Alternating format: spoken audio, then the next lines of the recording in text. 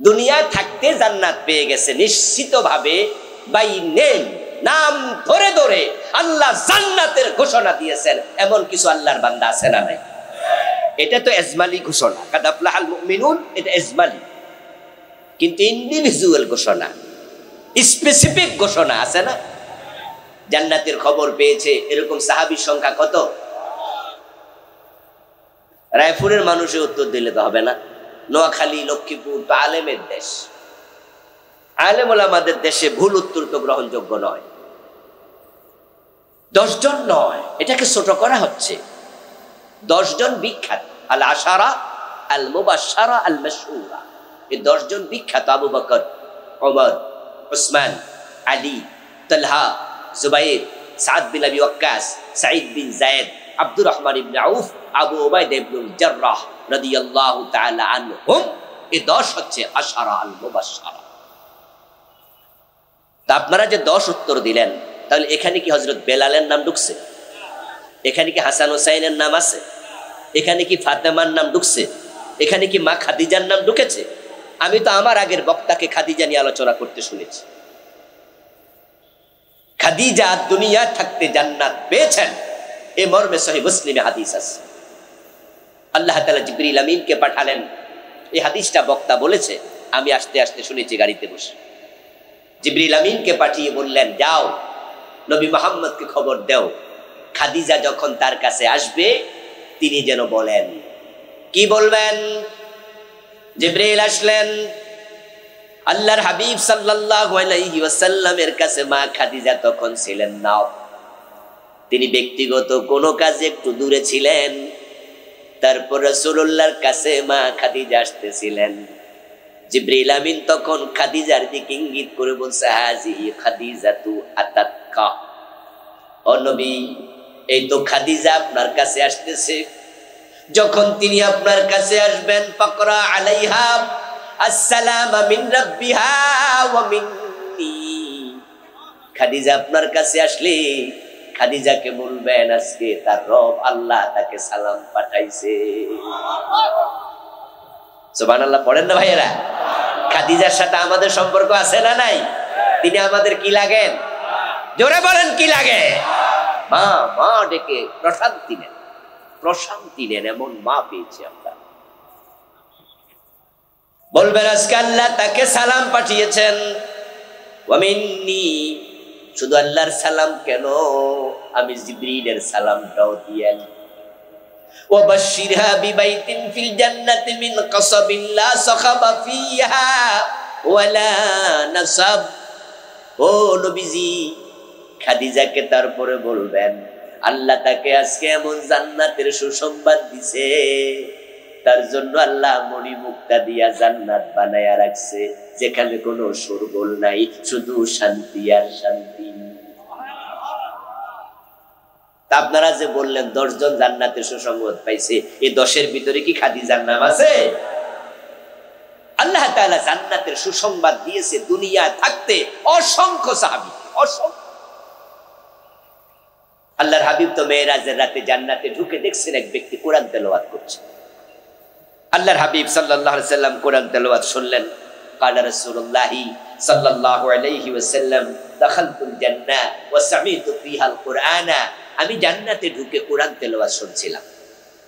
এক ব্যক্তি কোরআন পড়ছে, এটা শুনে আমি থমকে দাঁড়ালাম। ভাবলাম যে নবী ঈসার উম্মত যদি হতো ইনজিল পড়তো, নবী মুসার উম্মত যদি হতো তাওরাত পড়তো।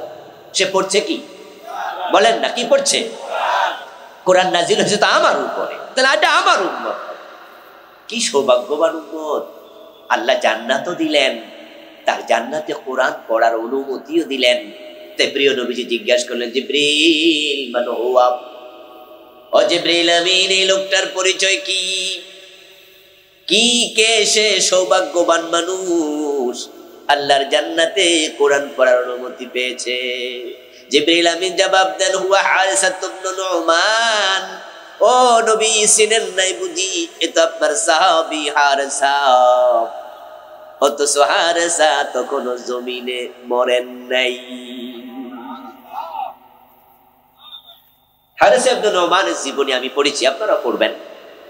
হারিস ইবনে নুমান রাদিয়াল্লাহু তাআলা আনহু ইন্তেকাল করেছেন হযরত ওমরের খেলাফত কালে।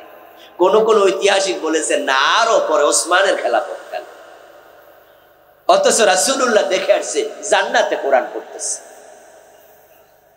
দুনিয়ায় ফিরে আসলেন হারিস ইবনে নুমান রাদিয়াল্লাহু তাআলা আনহুকে রাসূলুল্লাহ ডাকলেন, হারিসা কাছে আসো, গোপনে গোপনে এমন কি নেক আমল করো আল্লাহ তোমাকে জান্নাত দিলেন, জান্নাতে কোরআন পড়ার অনুমতিও দিলেন।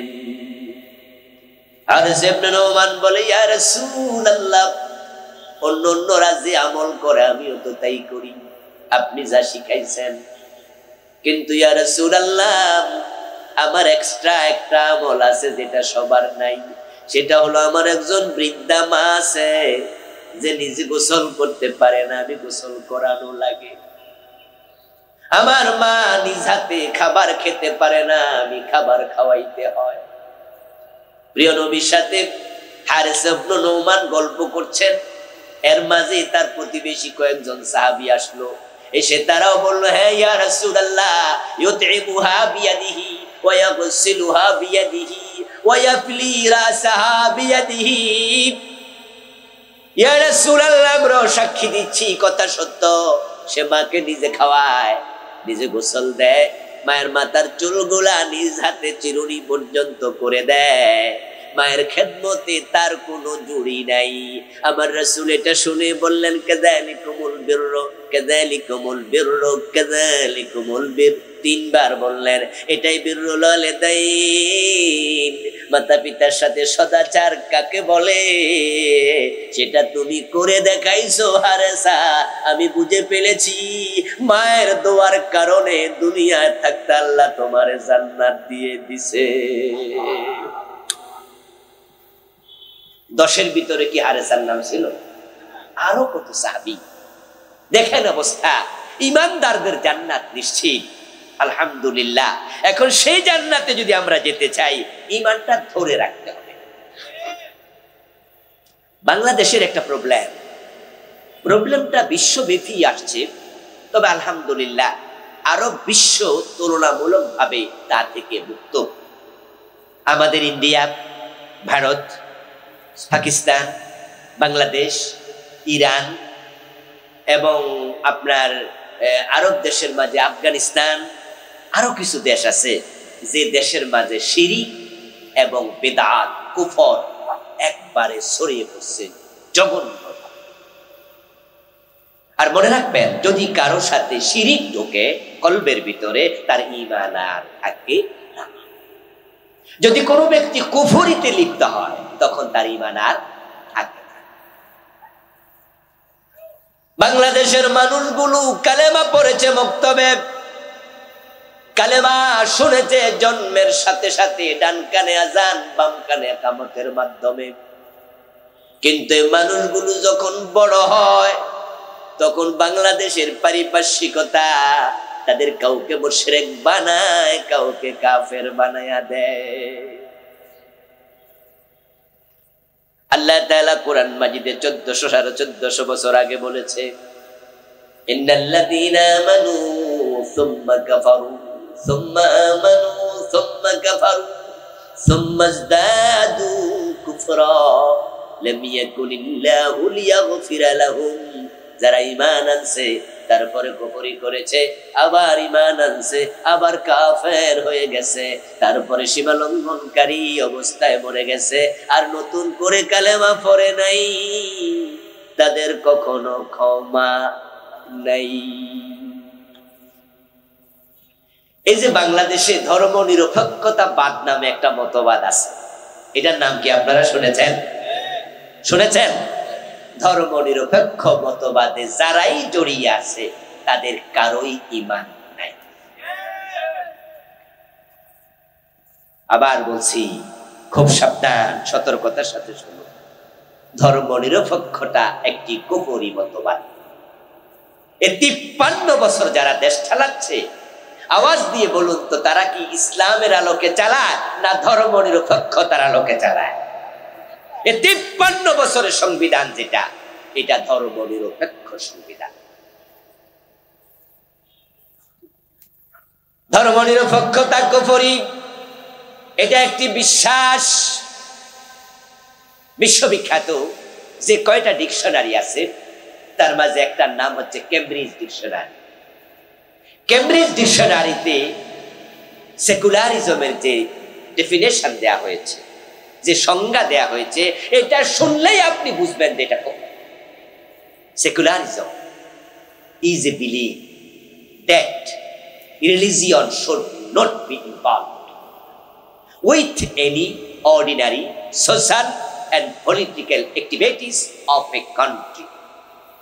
বাংলা অর্থ হলো ধর্মনিরপেক্ষতা একটি বিশ্বাস, ওই বিশ্বাসটা হলো ধর্ম সামাজিক এবং রাজনৈতিক জীবনে কোনো ভূমিকা রাখবে না। আচ্ছা, সামাজিক জীবনে ধর্ম দরকার আছে না নাই? আপনারা সবাই বলুন তো, সামাজিক জীবনে ইসলাম দরকার আছে না নাই? রাজনৈতিক জীবনে ইসলাম দরকার আছে না নাই? নবী মুহাম্মদের জীবনে রাজনীতি আছে না নাই? আবু বকর, ওমর, ওসমান, আলীর জীবনে রাজনীতি আছে না নাই? ইসলাম কি অপূর্ণাঙ্গ ধর্ম না পূর্ণাঙ্গ ধর্ম? তো যদি রাজনৈতিক জীবনে ইসলাম বাদ দেন, সামাজিক জীবনে ইসলাম বাদ দেন, বিবাহ শাদীতে ইসলাম থাকবে না, লেনদেনে অর্থনীতিতে ইসলাম থাকবে না, ভোটে ইসলাম থাকবে না, বিচারে ইসলাম থাকবে না। যারা মনে করে ইসলাম শুধু ব্যক্তি জীবনে থাকবে, দেশে দরকার নাই, আল্লাহর কসম তারা কাফের। এই কুফরি আকীদার সাথে আমাদের দেশের লাখ লাখ মানুষ জড়িত।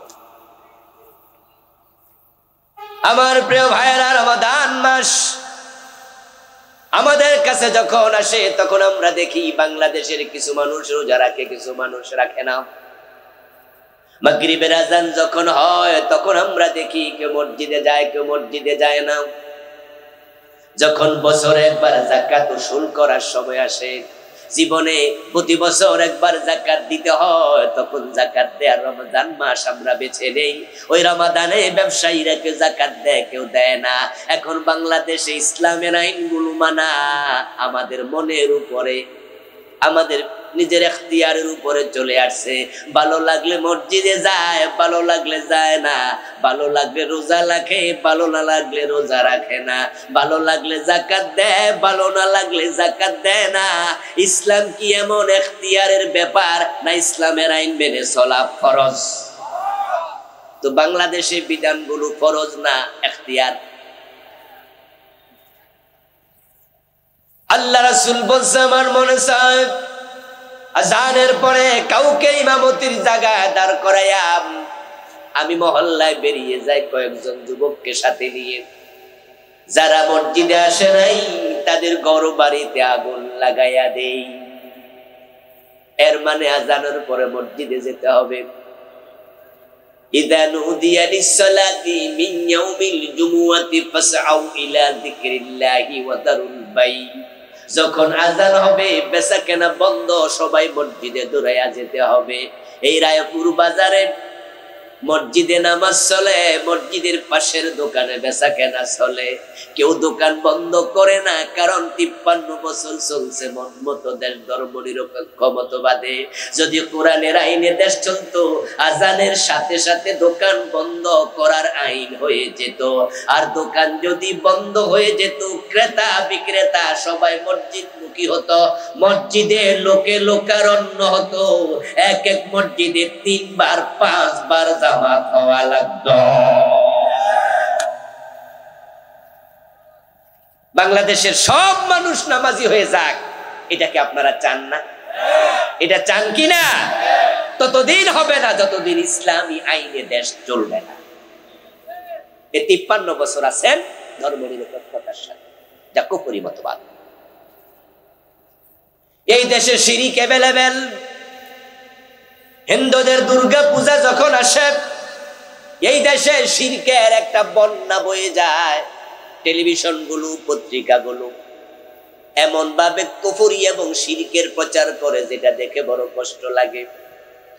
খবরে, নিউজে আমাদের নেতাদের মুখে বারবার উচ্চারিত হয়, ধর্ম যার যার, উৎসব সবার।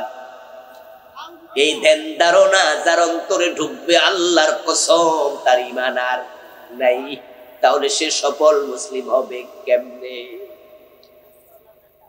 আল্লাহ তাআলা কোরআন মাজিদে একটা স্লোগান আমাদের শিখিয়েছেন। স্লোগানটা হচ্ছে লাকুম দীনুকুম ওয়ালিয়া দীন।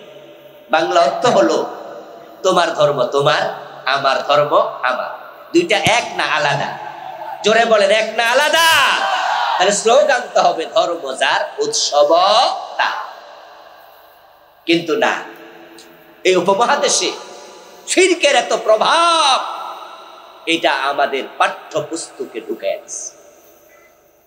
প্রাইমারি স্কুলে দেখবেন যে স্লোগানটা পাঠ্যপুস্তকে আছে, ধর্ম যার যার, উৎসব সবার। আস্তাগফিরুল্লাহ। নির্বাচন যখন আসে, আমাদের নেতারা মাইক হাতে পাইয়া তখন শিরকি স্লোগান দেয়, জনগণ সামনে খুশি হইয়া ওদেরকে ভোট দেয়। এমন শিরক এই দেশে প্রচার হয় যা ঈমান বিধ্বংসী। মাইক হাতে নিয়ে নেতা পাবলিককে প্রশংসা করার জন্য বলে দেয় জনগণ সকল ক্ষমতার উৎস। কি বলে? জনগণ সকল ক্ষমতার উৎস। আপনারা বলুন তো, সব ক্ষমতার উৎস কে? ক্ষমতার মালিক কে? কিন্তু বলা, আহা মুরব্বী কথা বলুন, মুরব্বী একটু বসেন। আচ্ছা, গরবাড়ি দেয়া হবে না, ঠিক আছে, বসেন, আপনি বসেন। হ্যাঁ, শেষে দেখা করেন। আচ্ছা, বসেন।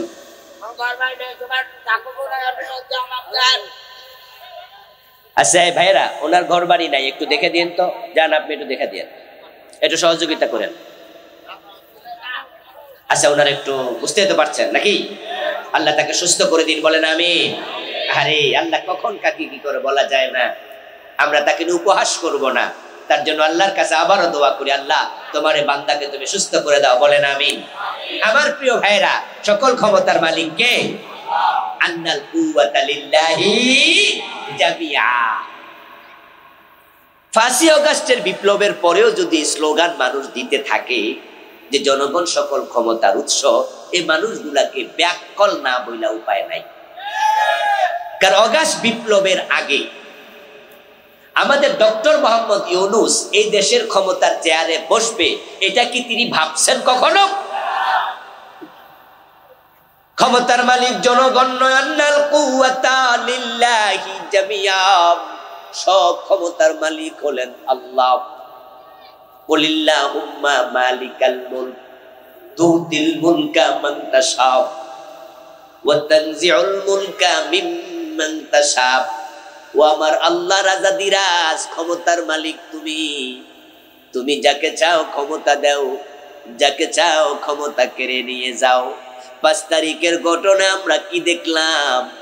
যে ডক্টর ইউনূস সাহেব বাংলাদেশে যখন আসতেন 5 তারিখের আগে, আদালতে হাজিরা দিতে দিতে হুঁশ নাই। উনার বিরুদ্ধে এত মামলা ছিল, বরং উনি মনে মনে ভাবছিলেন কয় বছর যে জেল হয় আল্লাহই জানে। উনি আদালতে হাজিরা দিতে গেল, 8 তলার উপরে আদালত, লিফট দিছে বন্ধ করে, বিদ্যুৎ নাই। আসলে বিদ্যুৎ অফ করে দেয়া হয়েছে। উনাকে সিঁড়ি দিয়া হাঁটাইয়া তুলছে, বয়স 84। তারপরে আদালতে এজলাসে দাঁড়ায় আছে, বিচারক শুনানি শুরু করে না, অনেকক্ষণ দাঁড় করাইয়া রাখছে। এই লোক মনে মনে ভাবছিল কয় বছর জেল দেয় আল্লাহই জানে। আল্লাহ বলে, না, আমি তোকে সবচেয়ে বড় চেয়ারে বসাবো। ধরে এনে চেয়ারে বসাই দিলেন। আর যারা ঘোষণা করেছিল ভিশন 2041 যে আমরা ছাড়বো না, আমরা আসি, তাদের নেতা বলেছিল কিসের আন্দোলন? মানুষ বাঁচে কয় বছর, ওই বছর না এই বছর, বলে নাই যে কিসের আন্দোলন, পারবা না তোমরা, আমরা 2041 পর্যন্ত আছি। আল্লাহ তাআলা যে ক্ষমতা থেকে চাইলে সরাতে পারে, সেটা আমাদের চোখে আমরা 5 তারিখে দেখেছি। জনগণ ক্ষমতার উৎস না, ক্ষমতার মালিক যিনি, তিনি মুহূর্তের ভিতরে চেয়ারটা উল্টিয়ে দিতে পারেন। তাদের নিয়োগ করা সেনাবাহিনী প্রধান এসে বলে, ম্যাডাম 45 মিনিটের বেশি সময় নাই। যারা ঘোষণা করলো 2041, তাদের সেনাবাহিনী প্রধান এসে বলে, না, 45 মিনিটের বেশি নাই। এমন ভাবে দেশ ছেড়ে তিনি পালিয়ে গেলেন, যেতে হলো রান্না করা খাবার খেয়ে পালানোর সময় পান নাই। প্রমাণ হয়ে গেল মানুষের হাতে ক্ষমতা না, ক্ষমতা কার হাতে? ঈমান হেফাজত করুন, ঈমান হেফাজত করুন, শিরিক থেকে, কপট থেকে নিজেকে বাঁচান। আমার প্রিয় ভাইরা, শিরক কুফর নিয়ে আলাদা আলোচনা করার সময়ও নাই, আজকে এটা করবো না। আমরা এগুলো থেকে নিজে সেভ করব নিজেকে। এরপরে যে গুণগুলো এখানে বলা হলো, আল্লাযীনা হুম ফি সালাতিহিম খাশিউন, যারা নামাজে হবে অত্যন্ত বিনয়ী, তারাই হবে সফল মানুষ। সুবহানাল্লাহ পড়েন। নামাজে বিনয়ী হবেন। রমজান আসতেছে, এমন নামাজ বাংলাদেশে আবিষ্কার হয়েছে যে নামাজের গতি কনকট বিমানের চেয়েও বেশি। বিনয় কোথায় হারিয়ে গেছে? কি পড়ছে ইমামও বোঝে না, মুসল্লিও বোঝে না, প্রবরের গুঞ্জুনন ছাড়া আর কিচ্ছু বোঝা যায় না। শুধু শেষ দিকে জালিমিন কইয়া টান দিলে বোঝা যায় রুকুতে যাওয়ার সবে হয়েছে। এর আগ পর্যন্ত এমন মুসল্লিও মসজিদে দেখা যায় পিছনে দাঁড়ায় দাঁড়ায় গল্প করে, জালিমিন কইয়া টান মারলে দৌড় মেরা রুকুতে। 18 মিনিটে 20 রাকাত তারাবি শেষ। সভাপতি সেক্রেটারি নতুন ইমাম পাইয়া খুশি। আগের হুজুর অলস ছিল, 25 মিনিট লাগাইছে। এই হুজুর মোটামুটি আমাদের 8 মিনিট সেভ করে দিছে, 18 মিনিটে শেষ করছে। সভাপতি সেক্রেটারির কানে কানে পরামর্শ দেয়, হুজুর রে কাল থেকে দুধ রোজ করে 1/2 কেজি করে খাওয়ান, হাঁটুতে বল যদি আরো হয় 15 মিনিটও পারবে। তাড়াহুড়ার নামাজ আপনাদের এই নোয়াখালী অঞ্চলে, লক্ষ্মীপুর অঞ্চলে আছে না নাই? আল্লাহর সামনে দাঁড়িয়ে তাড়াহুড়ো করছেন, আপনার কি অন্তরে সামান্য ভয় হয় না? আপনি কিভাবে ভুলে গেলেন কার সামনে আপনি দাঁড়িয়েছেন?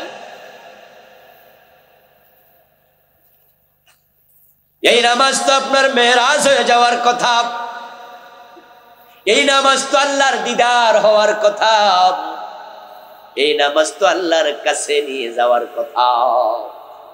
নবীজি মুহাম্মদ সাল্লাল্লাহু আলাইহি ওয়াসাল্লাম তো বলেছিলেন, ইযা কামা আহাদুকুম ফি সালাতিহি ফাইন্নাহু ইউনাজি রাব্বাহু, যখন তোমাদের কেউ নামাজে দাঁড়ায় সে তার রবের সাথে গোপন কথা বলা শুরু করে।